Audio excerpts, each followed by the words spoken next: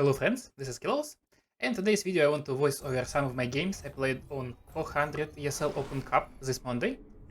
I usually stream my games on Twitch, but of course, since it's a very important tournament game, I was muted. I didn't commentate my actions at all. I was focusing purely on gameplay, so in this video I want to actually explain you my thoughts, what I was thinking while I was playing these games, and also maybe I'll share with you some of my emotions I had while I was playing these games, like how I felt. Maybe I was feeling that I'm losing at some point. Maybe I was confident all this time. We will see.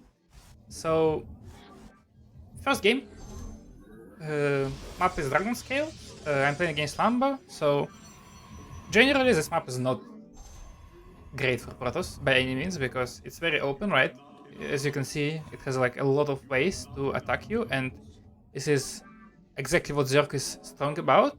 So in most of the cases, Protoss players actually choose to play different kinds of Twilight openings, right? Or maybe like Robo openings, but main idea is that you don't play Stargate, and because it's not very reasonable to play a macro game in this map because it's, as I said, it's quite hard, but the downside of it is that if you play Twilight, you actually have to block your opponent's second base. Otherwise, the build orders are not that efficient.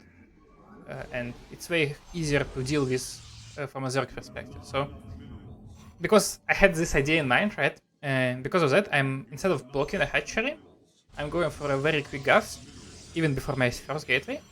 And I just go for Nexus without scout. So this is like a small thing that I do in order to maybe predict my opponent's action just a little bit.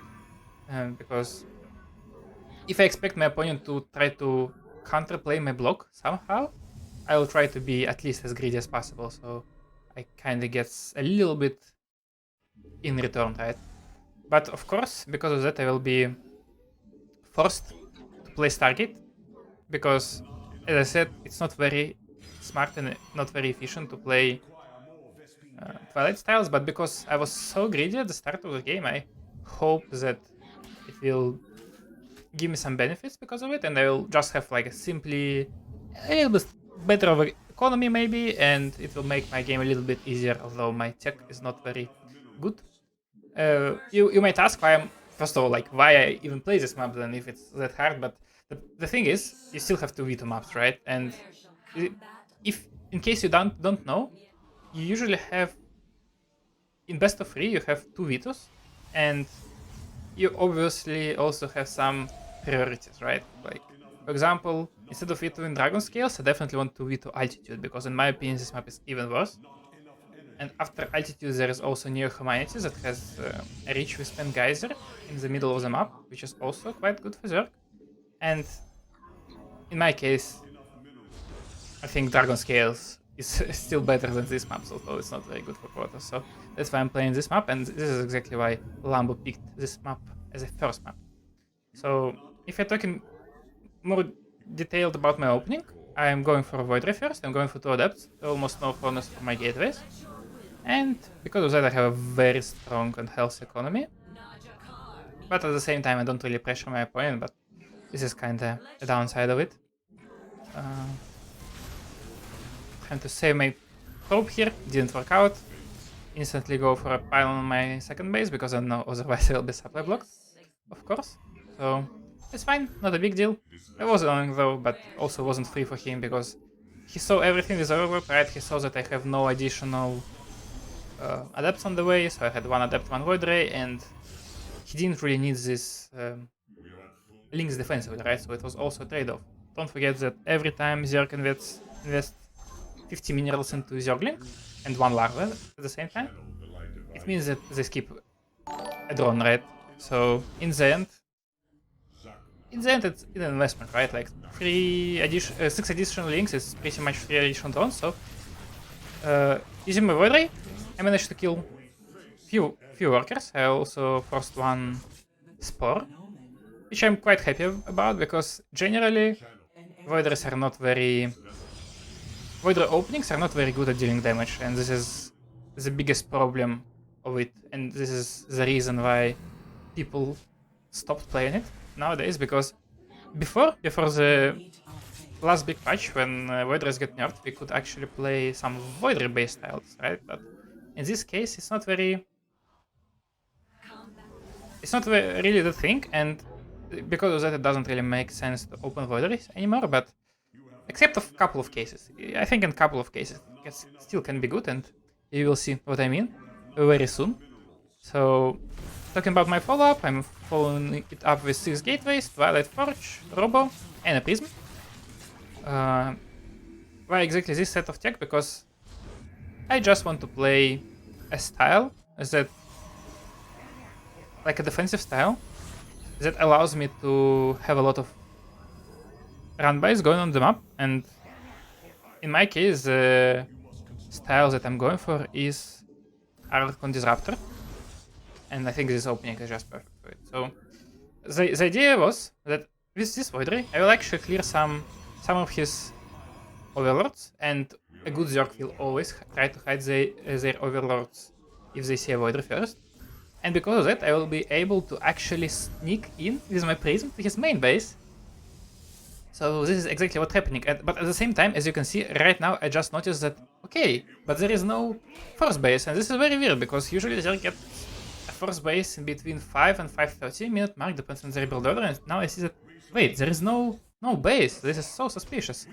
So I'm instantly reacting to it. I'm starting to add some batteries, some cannons. At the same time, I realize that probably it won't be possible for him to like catch my zealots somehow, so I'm just trying to get as much value as possible and also try to scout what's actually happening. And now I see everything. Now I see that Overlord speed is researched. This is a very expensive upgrade early on, so Zerg can't really get it for free, and I instantly react with even more batteries, more cannons. I already have Disruptors, so this is probably a perfect situation for me, because I have a counter-attack going with a lot of zealots, I killed some creep, I have Disruptors, and I have stack defenses on the way.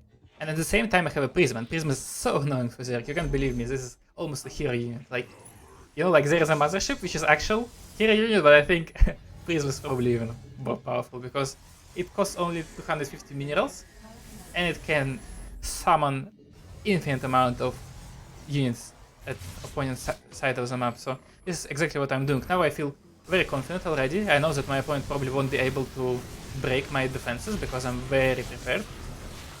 I'm trying to win as much time. At the same time, I'm sending these counterattacks. And as you can see, Lambo was probably busy dealing with this zealot attack, and just a big disruptor connection finishes this game in my favor. Quite an easy first game win. Let's jump into the second one. Second map is Ancient Cistern. This map is, to be honest, I also not the biggest fan of this map, because it's quite open, but at the same time it's big. So another problem with Dragon Scales is that it's actually quite small. So it kind of has like two downsides of playing like standard style, right? But Ancient Cistern is quite open, but at the same time it has a very long charge distance, so it's also harder for Zerg to attack on this map. So it's probably a better map for Protoss overall. And this time, as you can see, instead of going for gas first, I'm going for hatchery block, and I effectively managed to do so, because I don't know, I can't really get into Zerg's head, right? But from what I understand, Zerg really dislike to play against gas first if they go for like 15 hatch or like weird opening like this when you try to avoid getting blocked. So I think usually if you get gas first ones, they won't play weird openings anymore. So that's what I'm using. And obviously, I think generally, if you're speaking about it, like for every single Protoss player, it's more comfortable to play with Zerg's second hatchery block than without it, because it simply allows you to make more moves. Like you have more opportunities to deal some damage with your initial units, and this is, to be honest, on the highest level, it's probably the most important part.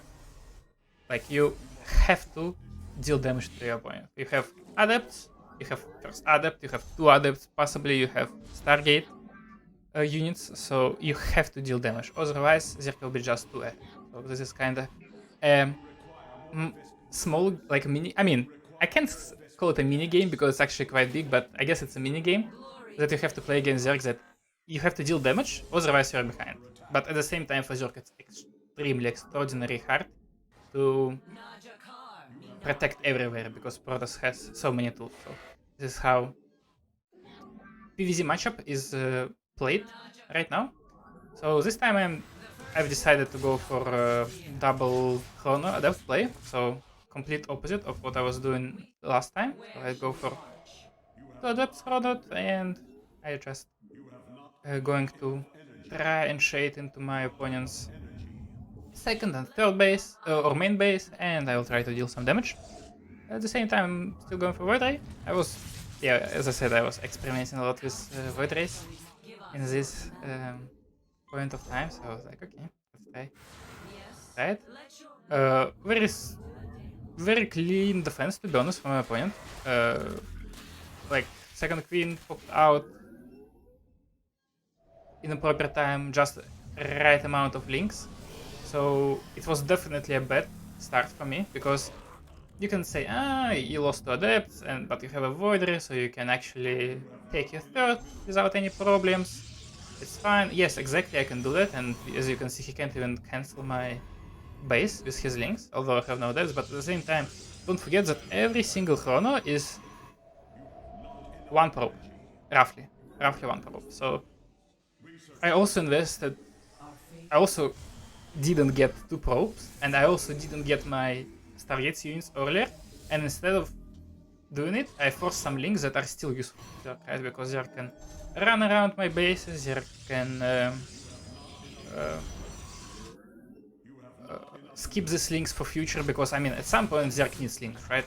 They need links against Stalkers, they need links against potential adept counterattacks. So also this is annoying, right? Like at some point he will try to catch the probes that I'm transferring to my third base, so it'll be very annoying, this thing. So this is definitely a one situation for Lambo in the early game. I'm also not really achieving anything with my Oracle, but at the same time, as maybe you could see, maybe you didn't, but I just started a +1 air attack in my cybernetic score. I cancelled it because I need this money back, but the idea is that I'm playing Void Ray, I'm playing one Oracle, I also hit my second Oracle, right? So what I'm trying to sell is I'm actually playing a Void Ray opening from the past, and instead I'm going for the exact same build order I was doing in the last game. So I'm going for Void Ray to clear the Overlords, I go for Prism, and I go for some Warpins to cancel, or either cancel a force base of Zerg or just warp on the main base. So here I'm scouting, as you can see. This is a very interesting point actually. So 540, I saw only one gas on the second base, and I was like, okay. So I guess I actually sold him the idea that I'm either playing Blink secretly, or I'm playing Skytos, and like he believes in it. That's what I thought. And like I just assumed that there is a force base on the left part of the map because of that. Yeah, I just saw this guy and I was like, okay, he's probably just being greedy. He invests more minerals into queens, into link, into dawns, into hatcheries, and so on. So this was my idea, and this is fair, but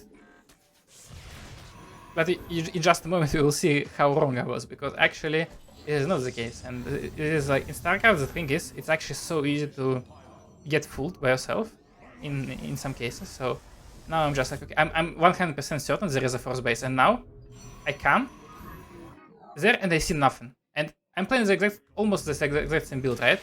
But now it feels almost impossible for me to hold, because my opponent is already on my base. I didn't scout what he was doing, and I just have no tools. I have no first disruptor, I have no cannons, I have no batteries. Also, my counterattack didn't pull anything back home, and I don't know, I can't fight it. I'm trying to desperately kill some of his Ravagers with my Zealots, but it's obviously not enough. I also bank a lot of gas because I can't really spend it right away, because it takes a while to morph Archons, right? So I'm still trying to defend, but Lambo is playing the exact same opening pretty much, exact same build order, but this time it doesn't work out because I didn't have the right read, and I fooled myself a little bit with this gas cow. So this was the biggest problem. As you can see, I check the replay, and yeah, I see the exactly same opening. And to be honest, I felt like a fool because if you watch at a replay, you realize how easy it was to defend. But in reality, when you play a game, you can just assume something and you won't even know that this is wrong. So this is a complex part about StarCraft.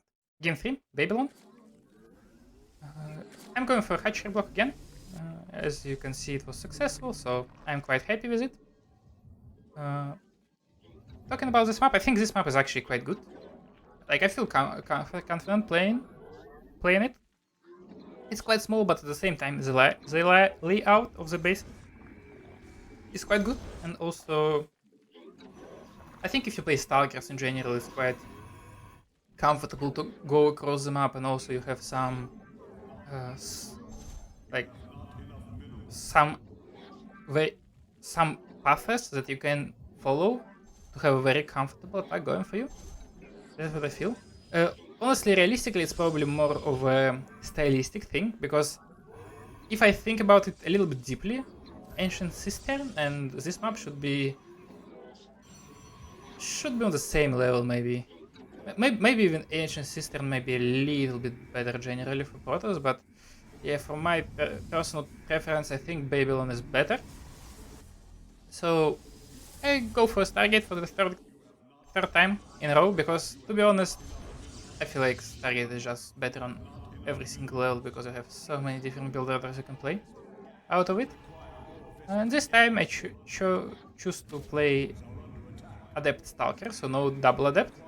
Adept Stalker into very quick Oracle. As you can see, I saved up 1 chrono on my main base, so I can actually use it in order to get my Oracle quicker and actually get some almost undeflectable damage for the. I don't know if it's fair to call it like this, but this is like actually very hard to defend this very quick Oracle.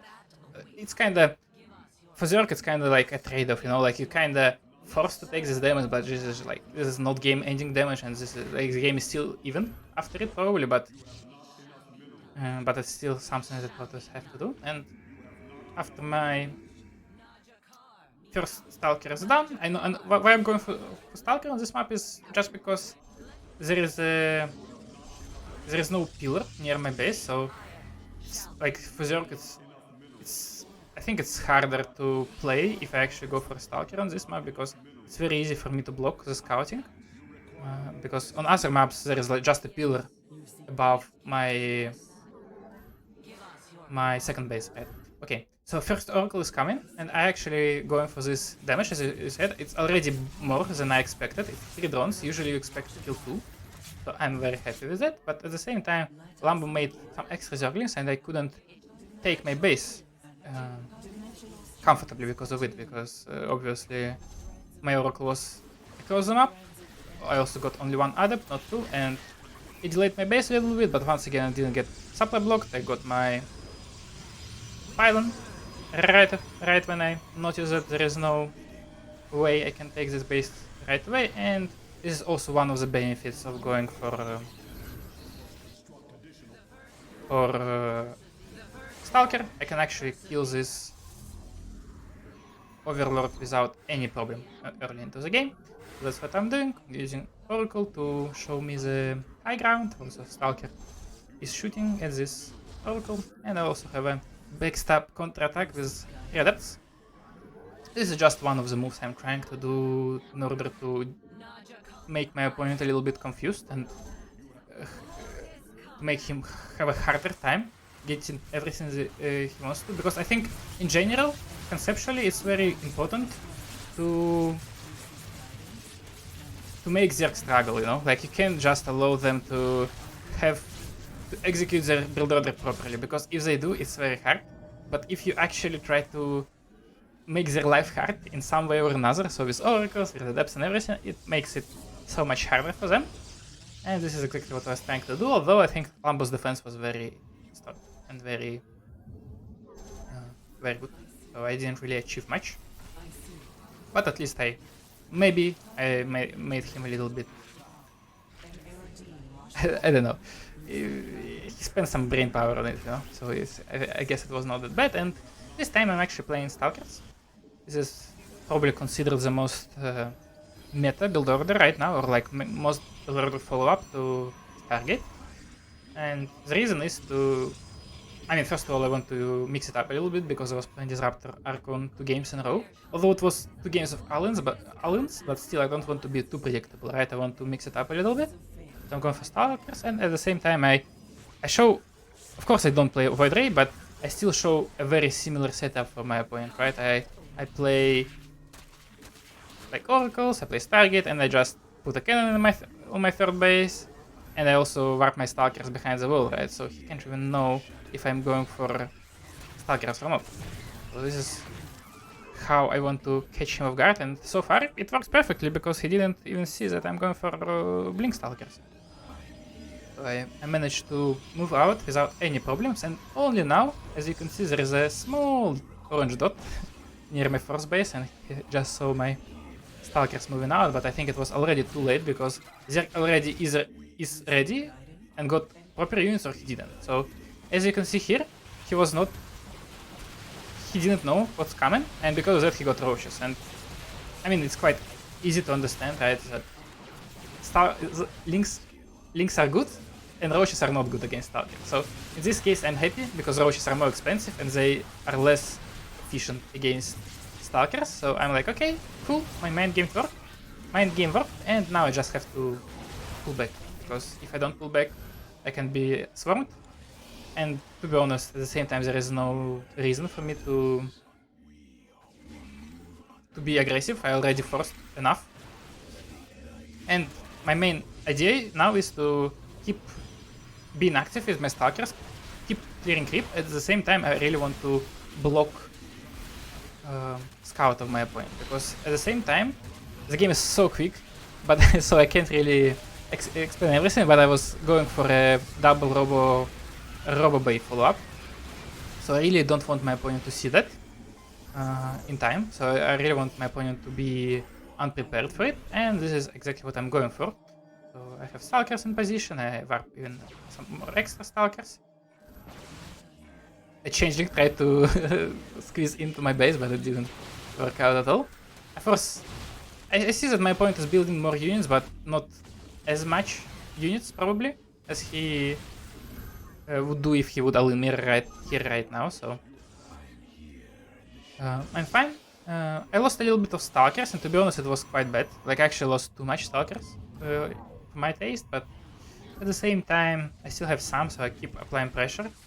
You can just call it a mistake from my side, like a micro mistake that I could have avoided, but I didn't, but that's fine. So as you can see, he still tries desperately to scout, and from his posturing of his units you can see how hard he wants to earn this scouting information, right? But I keep denying it, and I think this is generally very good. This is like a very positive thing, because my early game wasn't great. My mid game opening I think was quite alright, because I actually managed to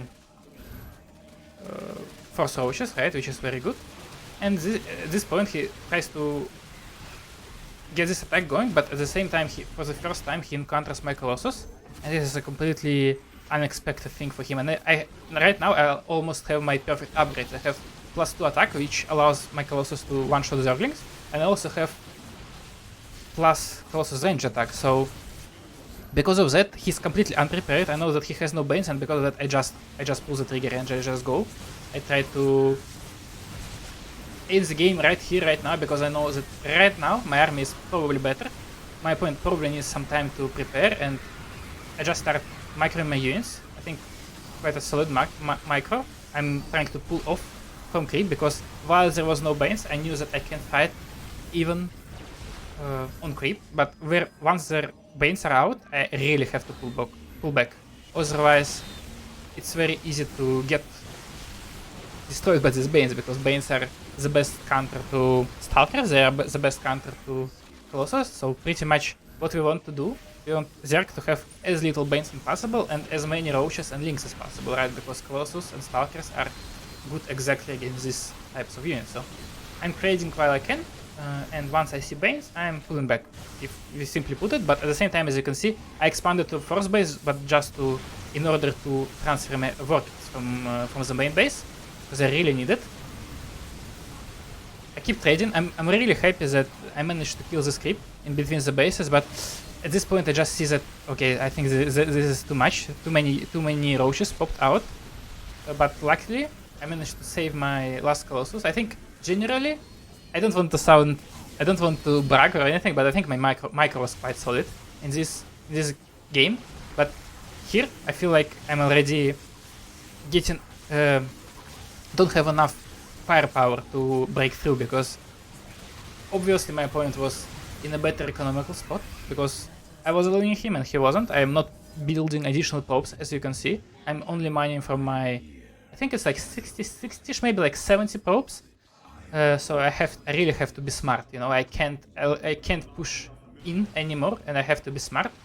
And this is exactly what I'm doing. I'm going for double disruptor because I know that my opponent's army is very roach based. Like because it's like a very hard mass, but if I'm trying to simplify it, Banes are good when there are a lot of Banes, but like 10 Banes are not good, right? And for 10 Banes, it's better to make 10 roaches.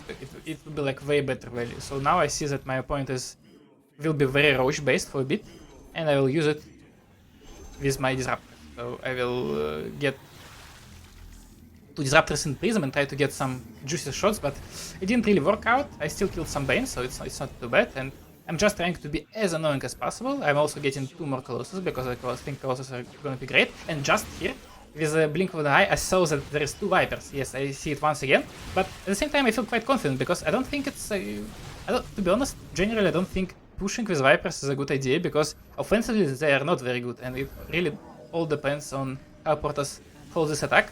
So I put the Status Trap. I also blink in to focus down the Vipers, so also not let Blinding Cloud be too effective. And as you can see, Vipers didn't do anything. My Colossus are alive. Also, Stalkers are also like only 1 Disruptor died, I think. And because of that, I managed to take just an incredible fight. And at this time I also realized, okay, this is a moment for me to counterattack, because it is probably the best opportunity I'm gonna have again in this game, because my opponent already got a tier 3, right? He has Hive and everything. I just have to pull trigger right now. I have very strong army once again. I have a lot of Stalkers, I have 4 Colossus again, and I know that my opponent has no Vipers, because I think I killed it, or at least they are out of energy, and once again I pull the trigger, and this time it looks very promising, because my Colossus are shooting, Banes are dying, no Vipers, no Banes left. I also have a Disruptor that is, I think, very important, because even if my opponent splits, I still shoot, right? And my opponent can't really shoot back while he's running away, and just like that, I win this game. I feel like this game was actually very good and very exciting, so let's go! So, I really hope you enjoyed this cast, and my next opponent gonna be Max Pax. I really hope you will wait for the next video, and it will be also very exciting. So, see you next time. Bye bye!